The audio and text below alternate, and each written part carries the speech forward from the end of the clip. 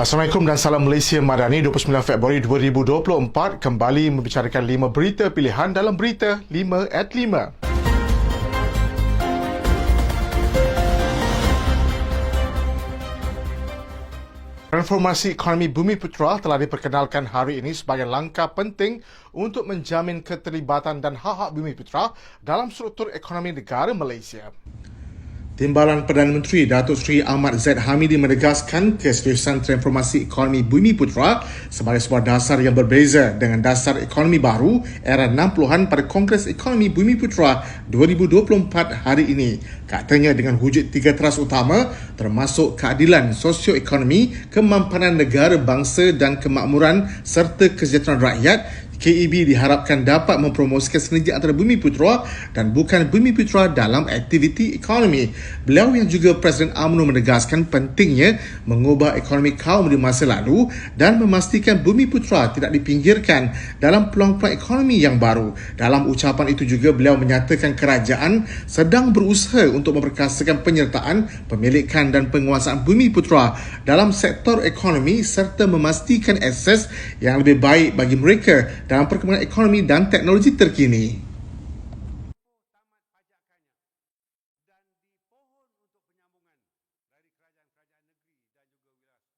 Kongres Ekonomi Bumiputera 2024 yang bermula hari ini dilihat berupaya mengembangkan agenda ekonomi Bumiputera berasaskan pengetahuan ke-ekonomi demi kemakmuran bersama tanpa mengambil hak kaum lain. Pengurusi Majlis Amanah Rakyat MARA Datuk Dr. Ashraf Wajdi Dusuki menegaskan bahawa KEB 2024 bukanlah untuk bersaing dengan bangsa lain atau mengambil hak mereka, tetapi untuk membesarkan kek ekonomi golongan Bumiputera demi kemakmuran bersama. Kongres tersebut dilihat menawarkan ruang kepada Menteri Bukan Bumiputera untuk hadir dan mendengar isu-isu yang dibentangkan dan mengakui bahawa usaha meningkatkan penyertaan ekonomi Bumiputera melibatkan kerjasama semua pihak tanpa mengabaikan kepentingan kaum lain. Beliau yang juga Setiausaha Agung UMNO menegaskan bahawa KEB 2024 adalah untuk kemakmuran bersama dan bukan untuk mengambil hak orang lain serta semangat untuk mengambil iktibar daripada sejarah Kongres Ekonomi Bumiputera pertama pada tahun 1965 menunjukkan komitmen untuk memajukan agenda ekonomi Bumiputera sebagai agenda nasional yang inklusif. Peguam Bela Jenayah Tai Zihau menegaskan bahawa persepsi negatif terhadap Datuk Seri Najib Tun Razak dalam kes SRC International telah dipengaruhi oleh faktor perundangan, politik dan media dalam satu sesi wawancara hitam putih kelabu anjuran perdagangan UMNO Malaysia.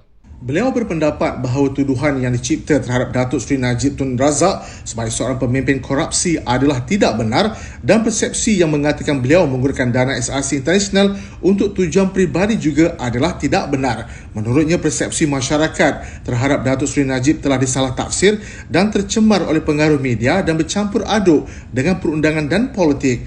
Beliau menekankan bahawa penggunaan dana SRC oleh Najib tidak mencerminkan sifat seorang yang korup, sebaliknya menunjukkan wibawa seorang pemimpin kerana tiada bukti yang menunjukkan beliau membelanjakan dana tersebut untuk kepentingan peribadi. Sementara Arif Lias, penulis buku tentang pembicaraan Najib, turut menyuarakan pandangan yang serupa, menyatakan bahawa persepsi negatif mudah diterima oleh masyarakat. Beliau menegaskan perlunya membawa fakta-fakta yang sahih kepada masyarakat untuk memahami konteks sebenar kes tersebut kerana Datuk Seri Najib tidak membelanjakan dana yang ada dengan sewenang-wenangnya.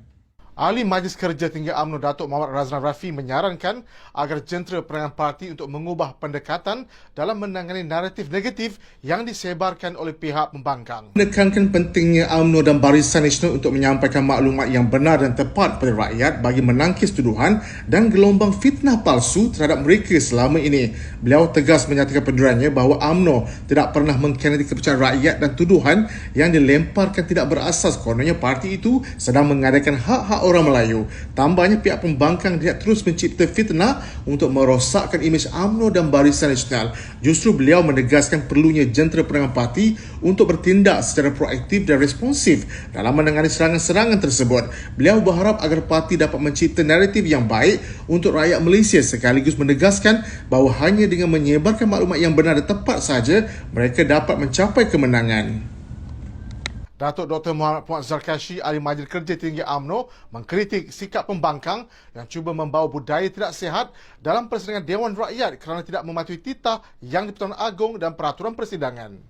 Menurutnya, tindakan pembangkang yang menekan Dewan semasa Perdana Menteri berucap adalah tidak sopan kerana tindakan tersebut jelas melanggar titah perasmian yang di-Pertuan Agong.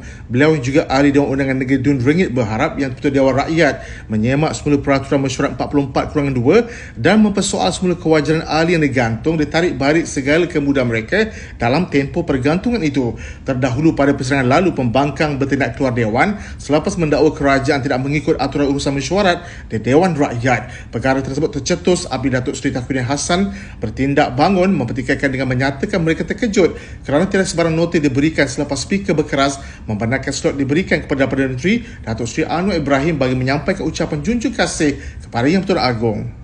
Sekian daripada saya, Muhammad Saiful Muhammad Sahak. Jangan lupa temu janji kita Isnin hingga Jumaat jam 5 petang. 5 berita pilihan hanya di Berita 5 at 5. Assalamualaikum dan salam Malaysia Madani.